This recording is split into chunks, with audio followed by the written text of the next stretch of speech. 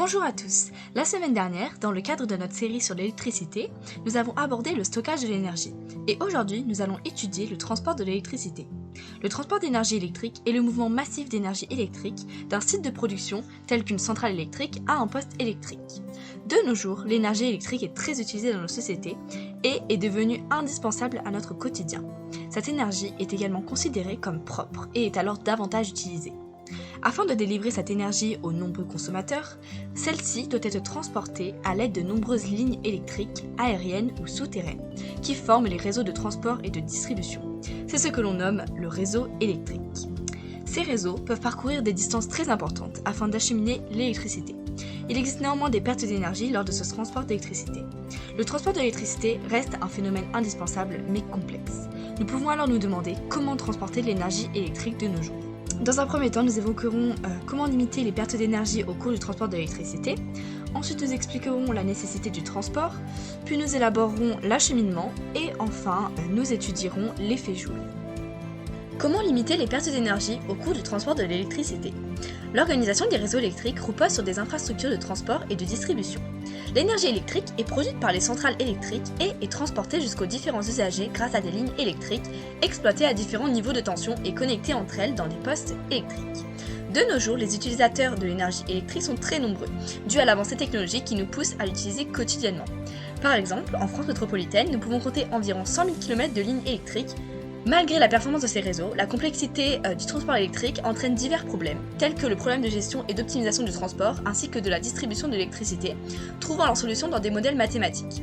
Un réseau électrique peut notamment être modélisé par un graphe orienté. Néanmoins, au cours de ce transport d'énergie électrique, on assiste à des pertes énergétiques. En effet, l'électricité connaît des pertes dont le volume dépend de la valeur du courant, de la distance de transport et des caractéristiques du réseau. On parle alors de pertes en ligne. Bien qu'elles ne soient pas visibles à l'œil nu, les pertes d'électricité sont bien réelles, et il s'agit d'un phénomène naturel qui est donc impossible à éviter.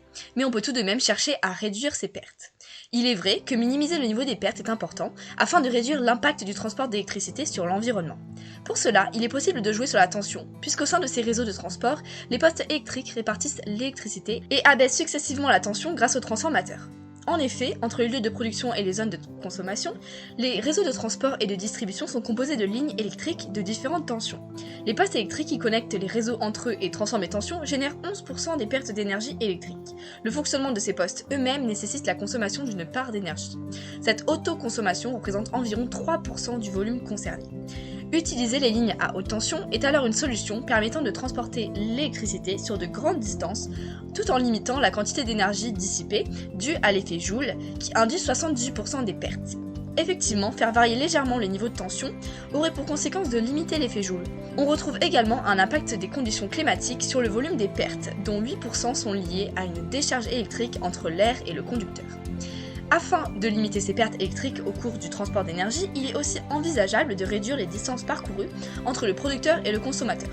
En effet, consommer au plus près du lieu de production et produire au plus près des lieux de consommation permettrait de laisser moins de temps à l'électricité de se dissiper sous d'autres formes d'énergie.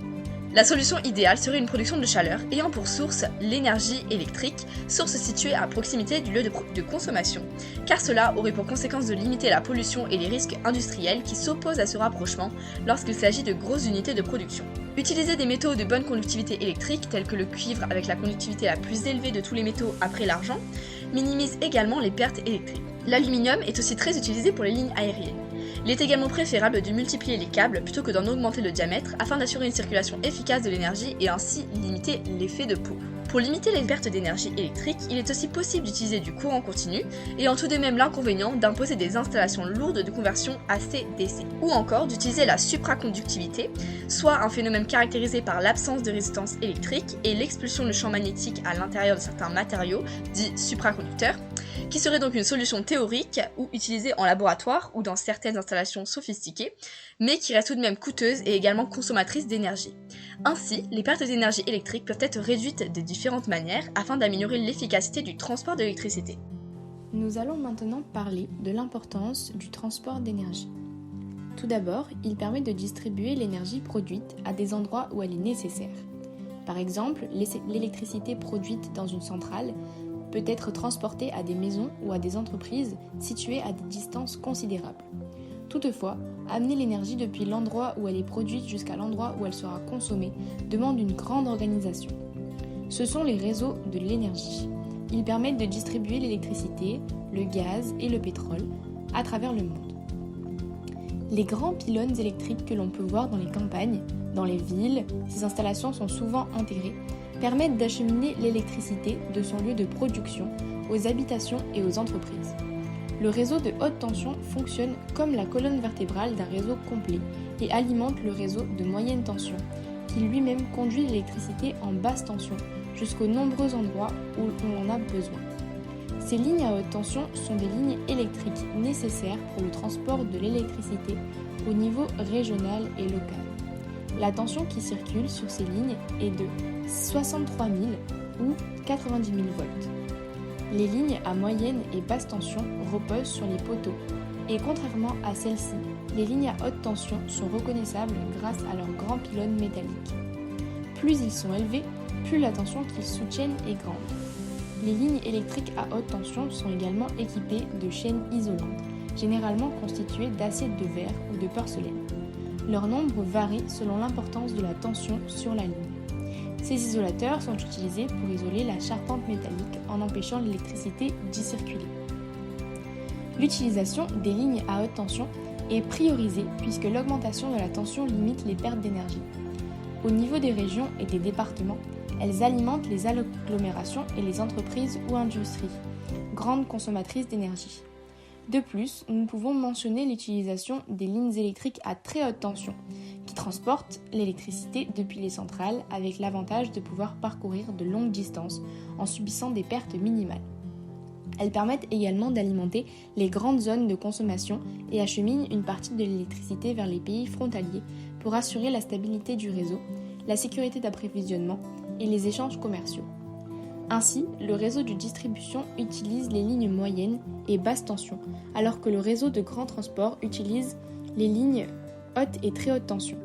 Le réseau de transport d'électricité permet donc de relier les centres de production, centrales thermiques, centrales nucléaires, etc., aux postes de transformation, qui permettront ensuite d'acheminer l'énergie vers le réseau de distribution et les différents points de livraison partout en France.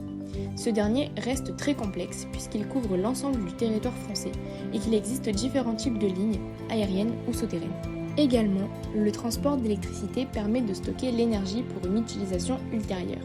Par exemple, l'électricité peut être produite de manière intermittente, par exemple avec l'énergie solaire ou éolienne, mais elle peut être stockée dans des batteries ou dans des dispositifs de stockage d'énergie hydraulique, thermique ou chimique pour être utilisée plus tard. Finalement, il permet de transporter l'énergie à des endroits où elle est plus facilement transformée en une forme utilisable.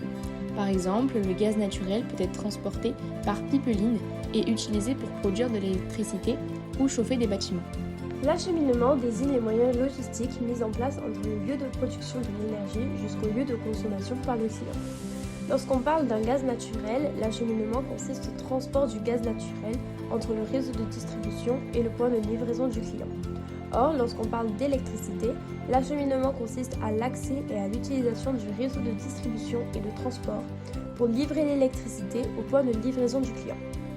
L'acheminement est assuré par Enedis pour l'électricité et par GRDF pour le gaz. De nos jours, l'électricité circule dans toute la France. Elle est transportée du lieu de sa fabrication jusqu'aux endroits où elle est consommée. Tout un réseau de lignes visibles ou non a été mis en place afin de la transporter et la distribuer sur tout le territoire, voire parfois même à l'étranger. Ainsi, l'acheminement de l'électricité en France passe par le réseau de transport et le réseau de distribution. Le réseau de transport de l'électricité est aujourd'hui géré en France par RTE, c'est-à-dire le réseau de transport d'électricité. Il permet de relier les producteurs d'électricité aux consommateurs, mais aussi le pays à ses voisins européens. L'objectif principal de RTE est d'assurer la sécurité de ce réseau et de permettre l'équilibre entre la production et la consommation nationale, et entre les importations et les exportations. Avant 2005, c'était EDF qui s'occupait de cette mission, mais pour éviter le monopole de l'entreprise sur l'acheminement, la distribution et la fourniture d'électricité, le gouvernement a préféré confier cet objectif à RTE, qui n'est pas une entreprise comme EDF. À l'échelle nationale, le réseau de transport permet l'acheminement de l'électricité vers les zones où l'on consomme le plus d'énergie, mais aussi vers les pays étrangers. À l'échelle locale, il permet de transporter l'énergie vers les villes et vers les entreprises les plus énergivores. Le réseau de transport d'électricité en France se compose de 105 961 km de câbles électriques, dont 100 000 km de lignes aériennes et environ 6 000 km de lignes en souterrain. Il est donc en soi le réseau le plus important en Europe. Le réseau de distribution de l'électricité est géré par Enedis depuis 2008 sur 95% du territoire en France. Les 5% restants sont gérés par les entreprises locales de distribution dans certaines zones très précises via des contrats de cession. Une fois l'électricité arrivée sur le réseau de distribution, donc après avoir passé l'étape du réseau de transport, les clients industriels sont directement alimentés. L'électricité est ensuite convertie en basse tension via des postes de transformation afin d'être livrée chez les clients résidentiels, tertiaires et la petite industrie. L'énergie est alors disponible à la consommation des ménages via des fournisseurs d'électricité. Le réseau de distribution d'électricité en France compte 32,8 millions de clients résidentiels ainsi que 5,1 millions de clients non résidentiels. Toutes les personnes ayant un contrat d'électricité auprès d'un fournisseur électrique participent au financement de l'acheminement de l'énergie en France. En effet, une bonne partie des budgets de RTE et d'Enedis sont issus du tarif d'utilisation des réseaux publics d'électricité, c'est-à-dire du TURP, qui est payé via les factures d'électricité. L'acheminement est une mission des services publics qui génère des coûts élevés. Ceux-ci sont reportés sur les consommateurs par des tarifs d'acheminement et ils apparaissent sur les factures du client. Ces tarifs d'acheminement sont identiques pour tous, quel que soit le fournisseur. Les coûts d'acheminement sont une composante de la facture d'électricité. Ils sont rassemblés sur le terme TURP et ce tarif est fixé par la CRE, c'est-à-dire la Commission Régulation de l'énergie, et est commun à tous les consommateurs d'électricité, particuliers comme professionnels. Pour mieux comprendre l'effet Joule, une petite explication sur le principe de l'intensité, de la résistance ainsi que de la puissance électrique s'impose. L'intensité électrique est une grandeur qui désigne le nombre de charges électriques transitant à travers une surface par unité de temps. Mathématiquement, cela se traduit par I est égal à Q divisé par T, où I est l'intensité du courant électrique en ampères, Q la quantité de charge électrique traversant une surface donnée en coulombs durant le temps T, et T représentant le temps en secondes. Dans un matériau conducteur, certains électrons ne sont plus liés au noyau de leur atome, comme c'est le cas dans le cuivre, où un électron par atome est dit libre. En soumettant une différence de potentiel électrique, ou tension électrique, aux deux bouts d'un matériau conducteur, les électrons libres vont tous se déplacer dans une même direction, créant ainsi un courant électrique, de la borne moins vers la borne plus. Toutefois, la circulation des électrons est freinée par leur frottement avec le conducteur. C'est cette propriété de régulation que l'on nomme la résistance électrique, notée R. Nous pouvons relier cette différence de potentiel électrique, tension, au courant électrique intensité, par la loi d'Ohm. U est égal à RI, où U est la différence de potentiel électrique ou la tension en volts, R la résistance électrique en ohms, et I l'intensité du courant électrique en ampères. La résistance électrique est une notion essentielle, car elle représente la propension d'un matériau à s'opposer au courant électrique. En régime continu, la puissance électrique d'un générateur ou récepteur est l'énergie électrique inchangée entre les charges électriques et le générateur, par unité de temps. Elle est exprimée en watts et est équivalente à P est égal à UI. La puissance électrique reçue est donc une mesure de l'énergie par unité de temps. Mais qu'est-ce que l'effet Joule dans tout cela ? Quand les électrons se déplacent dans un fil conducteur, ils entrent en collision avec les atomes constituant ce fil et sont donc freinés. C'est ce qui se cache derrière la notion de résistance électrique. Ce frein est accompagné d'une perte de puissance. Regardons de plus près cette perte de puissance. Le schéma d'une ligne électrique est composé d'une force électromotrice E, tension fournie par le générateur, ainsi que d'une résistance R, représentant la résistance de la ligne électrique elle-même. Nous voyons que la force électromotrice E fournie par le générateur n'est pas la même que la tension U reçue par l'utilisateur. Nous pouvons schématiquement en déduire que U est égal à E moins UR, où UR représente la tension aux bornes de la résistance de la ligne électrique en volts. En reprenant les lois précédemment étudiées, nous pouvons calculer la puissance P reçue par l'utilisateur, où EI représente la puissance électrique fournie par le générateur en watts et RI au carré la puissance électrique perdue, d'où le signe négatif devant, par la résistance électrique du fil. C'est ce que nous appellerons les pertes dissipées par effet Joule. Les pertes dissipées par effet Joule se manifestent par une augmentation de la température du fil conducteur. Ces pertes sont donc dissipées sous forme de chaleur. L'effet Joule est la chaleur produite à partir de l'énergie électrique lorsque le courant passe dans un conducteur qui présente une résistance électrique de valeur R. Cette chaleur correspond donc à des pertes de puissance, appelées pertes par effet Joule, qui sont équivalentes à P effet Joule est égal à RI au carré. Ainsi, dans l'optique de diminuer les pertes par effet Joule, il sera donc préférable de diminuer l'intensité I. Dans le même temps, pour pouvoir garantir une puissance P constante, il faudra donc augmenter la tension E du générateur. P est égal à E de I moins RI au carré. Dans le transport de l'électricité, il est donc possible de conserver la puissance d'un courant électrique tout en diminuant les pertes par effet Joule. C'est là tout l'intérêt des lignes à haute tension pour transporter l'électricité, parce que l'augmentation de la tension limite les pertes d'énergie dues à l'effet Joule. L'utilisation de la haute tension permet à puissance transportée, P est égal UI, équivalente, de diminuer le courant et donc les pertes.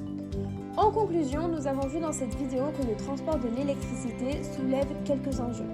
Le transport de l'électricité fait chauffer le câble et génère des pertes d'énergie. On appelle cette dissipation de chaleur l'effet Joule.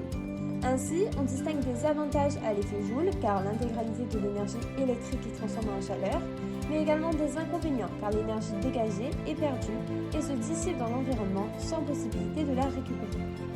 Les pertes d'énergie au cours du transport de l'électricité sont donc dangereuses pour l'environnement. Afin de pallier à ce problème, nous remarquons 4 solutions. Tout d'abord, faire varier les tensions permettrait de diminuer la dissipation de l'énergie. Ensuite, réduire la distance entre le producteur et le consommateur d'électricité permettrait de laisser moins de temps à l'énergie pour s'échapper. Enfin, utiliser des métaux de bonne conductivité et des courants continus permettrait également de minimiser les pertes d'énergie. Les réseaux de l'énergie permettent de transporter l'énergie du lieu où elle est produite jusqu'au lieu où elle est consommée. Pour l'électricité, ce sont des pylônes et des lignes électriques qui permettent son déplacement. On parle notamment d'un réseau électrique. L'électricité circule dans toute la France grâce au réseau de transport de l'électricité qui est géré par RTE et au réseau de distribution de l'électricité qui est géré par Enedis. On parle alors d'acheminement pour désigner les moyens logistiques mis en place entre le lieu de production de l'énergie et son lieu de consommation. Notamment, des coûts d'acheminement rassemblés sous le terme TURP sont payés par les consommateurs. Alors, saviez-vous que le transport de l'énergie était une notion aussi complexe ? On espère que vous avez adoré cette vidéo et qu'elle vous a appris plein de nouvelles choses.